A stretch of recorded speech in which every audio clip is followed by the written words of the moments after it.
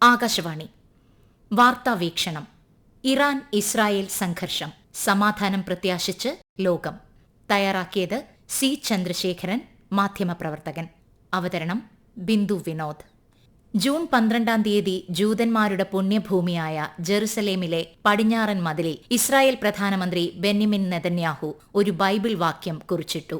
സിംഹത്തെപ്പോലെ ഉയർത്തെഴുന്നേൽക്കുന്ന ജനത എന്നായിരുന്നു ആ വാക്യം.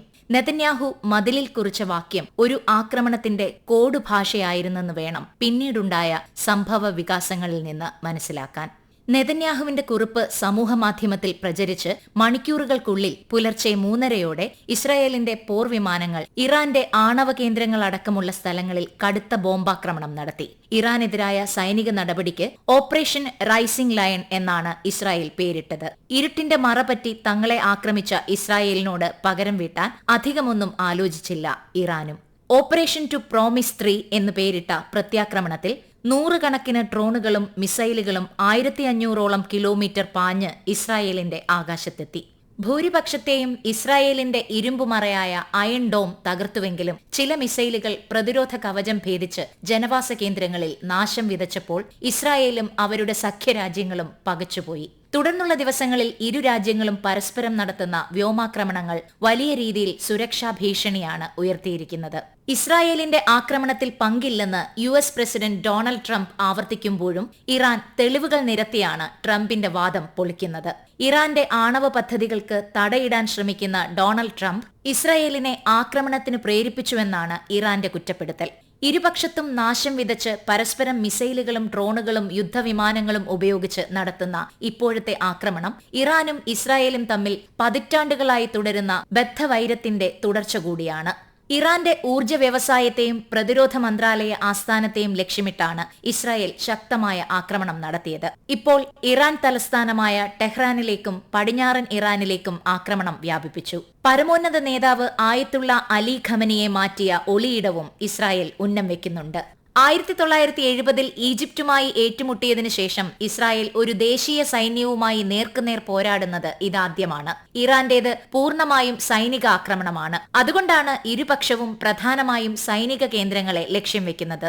ഇസ്രായേലിന്റെ പുകൾപെറ്റ അയൺ ഡോമിനെയും കബളിപ്പിച്ച് ടെൽ അവീവിലും തുറമുഖ നഗരമായ ഹൈഫയിലും മറ്റും കനത്ത പ്രഹരമേൽപ്പിക്കാൻ ഇറാന് സാധിക്കുന്നത് ഇസ്രായേൽ ജനങ്ങളെ ആശങ്കപ്പെടുത്തുന്നുണ്ട്.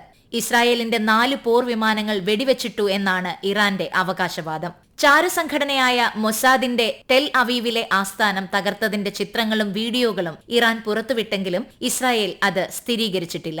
എന്നാൽ നാശം കൂടുതലും ഇറാൻ ഭൂമിയിലാണ്. ആയത്തുള്ള അലി ഖമനിയുടെ അടുത്ത അനുയായിയും സേനയുടെ യുദ്ധ കമാൻഡറുമായ അലി ഷത്മാനി ആക്രമണത്തിൽ കൊല്ലപ്പെട്ടത് ഇറാനേറ്റ തിരിച്ചടിയായി. മുൻഗാമിയായ മേജർ ജനറൽ ഗൊലാം അലി റാഷിദിനെ വധിച്ചതിനു പിന്നാലെ അലി ഷത്മാനിയെ മേധാവി സ്ഥാനത്ത് അവരോധിച്ച് 4 ദിവസത്തിനുള്ളിൽ കൊല്ലപ്പെടുകയായിരുന്നു. സൈനിക കമാൻഡർമാരും മതപുരോഹിതരും രാഷ്ട്രീയ നേതാക്കളും അടങ്ങിയ 25ഓളം വരുന്ന അലി ഖമനിയുടെ വിശ്വസ്ത ഉപദേഷ്ടാക്കളിൽ പ്രധാനികൾ കൊല്ലപ്പെട്ടത് ഇറാന് കനത്ത തിരിച്ചടിയായി. സുപ്രധാന തീരുമാനങ്ങൾ എടുക്കുന്നതിന് പതിവായി ഇവരിൽ പലരെയും വിളിച്ചുകൂട്ടാറുണ്ടെന്നും അവരുടെ മരണത്തിന് ശേഷം അലി ഖമനി ഒളിസങ്കേതത്തിൽ കടുത്ത ഏകാന്തതയിലാണെന്നും ഇറാനിലെ മുതിർന്ന ഉദ്യോഗസ്ഥനെ ഉദ്ധരിച്ച് റോയിട്ടേഴ്സ് വാർത്താ ഏജൻസി റിപ്പോർട്ട് ചെയ്തു. ആണവ പദ്ധതിയുമായി ദീർഘകാലത്തെ ബന്ധമുള്ള ശാസ്ത്രജ്ഞർ കൊല്ലപ്പെട്ടത് ഇറാന് തിരിച്ചടിയാണെന്നും വിലയിരുത്തുന്നുണ്ട്. ആക്രമണത്തിൽ ഇതുവരെ ഇസ്രായേലിൽ 29 പേരും ഇറാനിൽ 585 പേരും കൊല്ലപ്പെട്ടു. ഇറാൻ ഏകാധിപതി ആയത്തുള്ള അലി ഖമനിയെ കാത്തിരിക്കുന്നത് ഇറാഖ് മുൻ പ്രസിഡന്റ് സദ്ദാം ഹുസൈന്റെ അതേ വിധിയായിരിക്കുമെന്ന് ഇസ്രായേൽ വിദേശകാര്യമന്ത്രി ഇസ്രായേൽ കാറ്റ്സിന്റെ മുന്നറിയിപ്പിൽ നിന്ന് അവരുടെ ലക്ഷ്യം വ്യക്തമാണ്. തങ്ങളുടെ സൈനിക നടപടിയിലൂടെ ഇസ്രായേൽ പശ്ചിമേഷ്യയുടെ മുഖം തന്നെ മാറ്റുമെന്നും അത് ഇറാനിൽ തീവ്രമായ മാറ്റങ്ങൾ കൊണ്ടുവരുമെന്നും ഇസ്രായേൽ പ്രധാനമന്ത്രി ബെന്യമിൻ നെതന്യാഹുവിന്റെ പ്രതികരണവും അദ്ദേഹത്തിന്റെ വിദേശകാര്യമന്ത്രിയുടെ ഭീഷണിയും ചേർത്തു വായിച്ചാൽ ആയത്തുള്ള അലി ഖമനിയുടെ ജീവന് ഭീഷണിയുണ്ടെന്ന് സംശയിക്കേണ്ടിയിരിക്കുന്നു. ഇറാന്റെ ഏറ്റവും വലിയ ആണവ സമ്പുഷ്ടീകരണ കേന്ദ്രമായ നതാൻസിലെ ഭൂഗർഭ അറകളിൽ ഇസ്രായേൽ ആക്രമണത്തിൽ നേരിട്ട് ആഘാതമുണ്ടായെന്ന് ഒടുവിൽ UN ആണവോർജ ഏജൻസി സ്ഥിരീകരിച്ചു. ആണവ കേന്ദ്രങ്ങൾക്ക് നേരെയുള്ള ആക്രമണങ്ങൾ പരിസ്ഥിതിയെയും ജനങ്ങളുടെ ആരോഗ്യത്തെയും ബാധിക്കുമെന്ന് ലോകാരോഗ്യ സംഘടനയും ആശങ്ക പ്രകടിപ്പിച്ചിട്ടുണ്ട്. വെടിനിർത്തലിന് പകരമായി ആണവ ചർച്ചകളിൽ ചില വിട്ടുവീഴ്ചയാകാമെന്നാണ് ഇറാന്റെ വാഗ്ദാനം. ഇരു രാജ്യങ്ങളും തമ്മിലുള്ള ആക്രമണം ശക്തമാകുന്നതിനിടയിൽ കാനഡയിൽ ചേർന്ന G7 ഉച്ചകോടിയിൽ പ്രതീക്ഷിച്ചതിനപ്പുറം തീരുമാനങ്ങളൊന്നും ഉണ്ടായില്ല. ഇസ്രായേലിന് സ്വയം പ്രതിരോധിക്കാനുള്ള അവകാശമുണ്ടെന്നും സുരക്ഷയ്ക്ക് എല്ലാ പിന്തുണയും ഉണ്ടാകുമെന്നും ഉച്ചകോടി അംഗീകരിച്ച പ്രമേയത്തിലൂടെ വികസിത രാജ്യങ്ങൾ ഇറാനെ ഒറ്റപ്പെടുത്താനാണ് ശ്രമിച്ചത്. ആയത്തുള്ള അലി ഖമനി ഉടൻ കീഴടങ്ങണമെന്നും അല്ലെങ്കിൽ വെടിനിർത്തലിന് പകരം യഥാർത്ഥ അന്ത്യമായിരിക്കുമെന്നാണ് ട്രംപിന്റെ മുന്നറിയിപ്പ്. ഖമനി എവിടെയാണുള്ളതെന്ന് അറിയാമെന്നും ഇപ്പോൾ അദ്ദേഹത്തെ വധിക്കാൻ ഉദ്ദേശിക്കുന്നില്ലെന്നും ട്രംപ് തന്റെ സമൂഹ മാധ്യമമായ ട്രൂത്ത് സോഷ്യലിൽ പ്രതികരിച്ചു. ഭീഷണിപ്പെടുത്തി കീഴടക്കാൻ നോക്കണ്ട എന്നും യുദ്ധം ആരംഭിച്ചുവെന്നും അലി ഖമനി എക്സിലൂടെ ട്രംപിന് മറുപടി നൽകി. ഇറാന്റെ ആകാശത്തിനു മേൽ പൂർണ്ണവും സമ്പൂർണവുമായ നിയന്ത്രണമുണ്ടെന്ന ട്രംപിന്റെ വാദം യുദ്ധത്തിൽ അമേരിക്കയുടെ പങ്കാളിത്തത്തെ വ്യക്തമാക്കുന്നതായും ഇറാൻ കുറ്റപ്പെടുത്തി.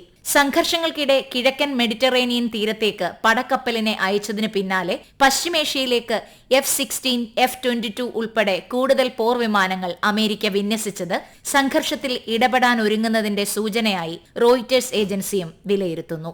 സൈനിക ശേഷിയിലും സാങ്കേതിക മികവിലും പശ്ചിമേഷ്യയിലെ ഒന്നാംനിര ശക്തികളായ ഇസ്രായേലും ഇറാനും തുടക്കം കുറിച്ച പോരാട്ടം ലോകത്തെ ആകെ ആശങ്കപ്പെടുത്തുന്നതാണ്. ഇസ്രായേലിന്റെ ആക്രമണത്തെ അപലപിച്ച് റഷ്യയും ചൈനയും ചില ഗൾഫ് രാജ്യങ്ങളും രംഗത്തെത്തിയപ്പോൾ US-ഉം ബ്രിട്ടനും ഫ്രാൻസും ഇസ്രായേലിനെ സഹായിക്കാനെത്തുമെന്നതിന്റെ സൂചന നൽകിയിട്ടുണ്ട്. ഇസ്രായേലിന്റെ ഭീഷണികൾക്ക് വഴങ്ങില്ലെന്ന നിലപാട് ഇറാൻ ശക്തമാക്കിയതോടെ ഒരു യുദ്ധഭാരം കൂടി താങ്ങേണ്ടി വരുമെന്ന ആശങ്കയിലാണ് ലോകം. ഇറാന്റെ ഓരോ മുന്നേറ്റവും ഇസ്രായേലിന്റെ മനസ്സിൽ തീ കോരിയിടുന്നുണ്ട്. സാമ്പത്തികവും സൈനികവും മാത്രമല്ല, ഇറാൻ സമീപകാലങ്ങളിൽ നേടിയ ശാസ്ത്ര ഗവേഷണ രംഗത്തെ മുന്നേറ്റത്തെയും ഇസ്രായേൽ ഭീഷണിയായി കാണുന്നു. അതുകൊണ്ട് തന്നെ ഇറാനെ ആക്രമിക്കാൻ ഒരു കാരണം തേടുകയായിരുന്നു കഴിഞ്ഞ 2 പതിറ്റാണ്ടുകളായി ഇസ്രായേൽ. എന്നാൽ ഇസ്രായേലിന്റെ കെണിയിൽ അകപ്പെട്ടു പോകാതെ ജാഗ്രതയോടെയായിരുന്നു ഇറാന്റെ നീക്കം. അണുബോംബുകൾ ഉണ്ടാക്കാനുള്ള ഇറാന്റെ ശ്രമങ്ങൾ തങ്ങളുടെ നിലനിൽപ്പിനെ ബാധിക്കുന്ന ഏറ്റവും വലിയ ഭീഷണിയായാണ് ഇസ്രായേൽ കരുതുന്നത്. ഇറാൻ ആണവ സമ്പുഷ്ടീകരണം നടത്തുന്നുവെന്നും 15 ബോംബുകൾ ഉണ്ടാക്കാൻ ആവശ്യമായ യുറേനിയം സമ്പുഷ്ടീകരിച്ചെന്നും വർഷങ്ങളായി ഇസ്രായേൽ അന്താരാഷ്ട്ര വേദികളിൽ ഉന്നയിച്ചു വരുന്നു. ഇറാനെ ആക്രമിക്കാൻ നാളെണ്ണിയിരിക്കുമ്പോഴാണ് ആണവ നിർവ്യാപന ബാധ്യത ഇറാൻ ലംഘിച്ചുവെന്ന് അന്താരാഷ്ട്ര ആണവോർജ ഏജൻസി വെളിപ്പെടുത്തുന്നത്. ഇറാൻ ആണവ സമ്പുഷ്ടീകരണത്തിൽ നിർണായക പുരോഗതി ഉണ്ടാക്കിയെന്നായിരുന്നു മെയ് 25-ന് UN ആണവോർജ ഏജൻസി അറിയിച്ചത്. ഇറാന്റെ കയ്യിൽ സമ്പുഷ്ടീകരിക്കപ്പെട്ട 9247.6 കിലോഗ്രാം യുറേനിയം ഉണ്ടെന്നായിരുന്നു IAEA-യുടെ കണ്ടെത്തൽ. പരിശോധനാ നിബന്ധനകൾ പാലിക്കാത്തതിന് അന്താരാഷ്ട്ര ആണവോർജ ഏജൻസി ഇറാനെ ശാസിച്ചത് ജൂൺ 12-നായിരുന്നു. പിറ്റേ ദിവസമാണ് ഇസ്രായേൽ പോർവിമാനങ്ങൾ ഇറാന്റെ ആണവ കേന്ദ്രങ്ങൾ ലക്ഷ്യമാക്കി ആക്രമണം നടത്തിയത്. മാത്രവുമല്ല, ആണവ നിർവ്യാപന കരാറിൽ ഒപ്പിടുന്നതിന് ഇറാന് അമേരിക്ക അനുവദിച്ചിരുന്ന സമയപരിധി അവസാനിച്ച ദിവസം ഇറാനെ ആക്രമിക്കാൻ തിരഞ്ഞെടുത്തതിന് പിന്നിലും ബെന്യമിൻ നെതന്യാഹുവിന് വ്യക്തമായ ലക്ഷ്യമുണ്ടായിരുന്നുവെന്ന് പറയപ്പെടുന്നു. ഇസ്രായേലിനെ ഒഴിവാക്കി ഡൊണാൾഡ് ട്രംപ് ഇറാനുമായി നേരിട്ട് ആണവ ചർച്ചകൾ തുടങ്ങിയത് നെതന്യാഹുവിനെ അസ്വസ്ഥനാക്കിയിരുന്നു. ഇരു രാജ്യങ്ങളും തമ്മിൽ ആക്രമണം നടക്കുമ്പോൾ US-ഉമായി ചർച്ച അനാവശ്യമാണെന്ന് പറഞ്ഞ് ഇറാൻ പിന്മാറിയപ്പോൾ ബെന്യമിൻ നെതന്യാഹുവിന്റെ തന്ത്രപരമായ നീക്കം വിജയിച്ചുവെന്നാണ് വിലയിരുത്തൽ. ഇറാന്റെ ആണവ പദ്ധതി, ബാലിസ്റ്റിക് മിസൈൽ നിർമ്മാണ കേന്ദ്രങ്ങൾ, ഇറാന്റെ നിഴൽ സംഘങ്ങൾ ചേർന്ന പശ്ചിമേഷ്യയിലെ തിന്മയുടെ അച്ചുതണ്ട് എന്നിവയുടെ തകർച്ച എന്നിങ്ങനെ 3 ലക്ഷ്യങ്ങൾക്ക് വേണ്ടിയാണ് ആക്രമണം വേണ്ടിവന്നതെന്നായിരുന്നു ഇസ്രായേൽ പ്രധാനമന്ത്രിയുടെ വെളിപ്പെടുത്തൽ. ഇതോടൊപ്പം ഇറാനിൽ ഇപ്പോൾ അധികാരത്തിലിരിക്കുന്ന പരമാധികാരി ആയത്തുള്ള അലി ഖമനി നയിക്കുന്ന ഭരണവ്യവസ്ഥയെ അട്ടിമറിച്ച് തങ്ങൾക്ക് അനുകൂലമായ ഒരു ഭരണകൂടത്തെ അവരോധിക്കുക എന്നതും നെതന്യാഹുവിന്റെ ലക്ഷ്യമാണ്. ഇതേ ആഗ്രഹമുണ്ട് US പ്രസിഡന്റ് ഡൊണാൾഡ് ട്രംപിനും ചില സുന്നി രാഷ്ട്രങ്ങൾക്കും. അന്തർദേശീയ സംഘടനകളും ലോകത്തെ സ്വാധീനിക്കാൻ കഴിവുള്ള രാഷ്ട്രങ്ങളും ഇടപെട്ട് സമാധാനം പുനഃസ്ഥാപിച്ചില്ലെങ്കിൽ ഇറാൻ ഇസ്രായേൽ സംഘർഷം നീണ്ടുപോകാൻ സാധ്യതയുണ്ട്. അങ്ങനെ സംഭവിച്ചാൽ വൻ ശക്തി രാജ്യങ്ങൾ ഉൾപ്പെടെ പശ്ചിമേഷ്യയിൽ ഇടപെട്ട് മേഖലയെ കൂടുതൽ പ്രക്ഷുബ്ധമാക്കും. പശ്ചിമേഷ്യയിൽ ചോര പടരുമ്പോൾ അതിന്റെ ആഘാതങ്ങൾ ലോകമാകെ വ്യാപിക്കും.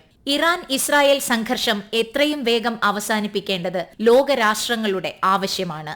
അത് തന്നെ നമുക്കും പ്രത്യാശിക്കാം. നിങ്ങൾ കേട്ടത് വാർത്താവീക്ഷണം.